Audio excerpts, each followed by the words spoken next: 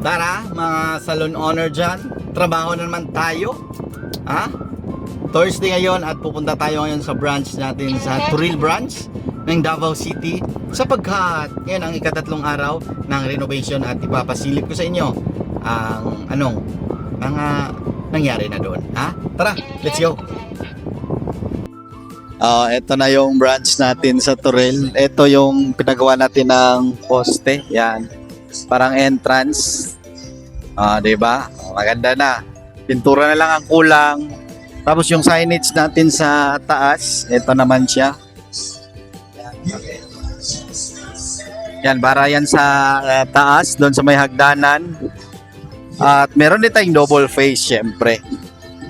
Yan, ito naman yung double face. Yan, doon yan sa taas. Yan yung pangmalakasan yung karpentero. Yan, Corinthian yung isa. Bibili mo na sila ng dito yun sa taas. Yung signage na malaki. Tapos yung double face. Yan naman. Yan. Gilid lang tayo ng BDO guys. Dali lang tong hanapin. Hindi ka maliligaw.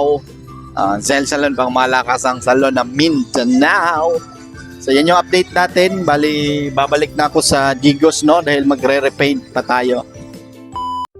Ang pagpapaganda ng salon, no? Yung renovation, alam kong magastos talaga yan. Siyempre naman, kailangan mo ng pera dyan para naman maganda tingnan yung iyong business. Pero, kahit na magastos siya, kahit nangutang kami, totoo naman, nangutang kami para gumastos ng ganyan sa renovation.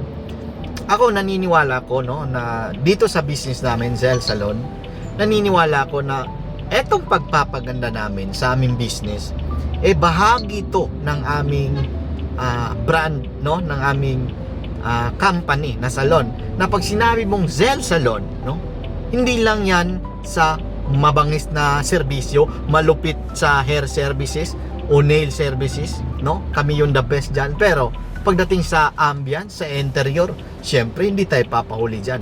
Malupit yan, di ba?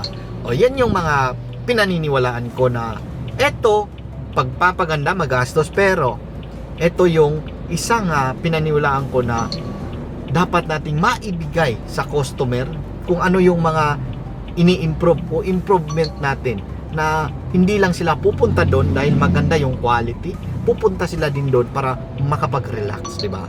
Dahil sa magandang ambience at interior. So yan lang, alam kong magastos ang salon business, masakit sa ulo, maraming problema. Pero kung gusto nyong matuto sa pagpapalaki ng salon business, dahil meron na tayong 4 na branch ngayon at magbubukas tayo ngayong taon rin to ng isa pa, at partida 3 years pa tayo. Follow nyo ako, Jeff Singgo, at tuturuan ko kayo hindi lahat at konti lang. Hindi, tuturo ko yung mga nalalaman ko sa pagpapatakbo ng salon, dahil naniniwala ako na ang hindi tayo magkalaban, hindi tayo magkakompetensya, diba? Tulungan tayo. Kung meron kayong gustong malaman, huwag nyo lang akong utangan dahil wala naman akong mapapautang. Message ka at follow niya ako, Jeff Singgo. Bye bye. Trabaho talagang pag nenegosyo, at hindi to madali, mahirap talaga.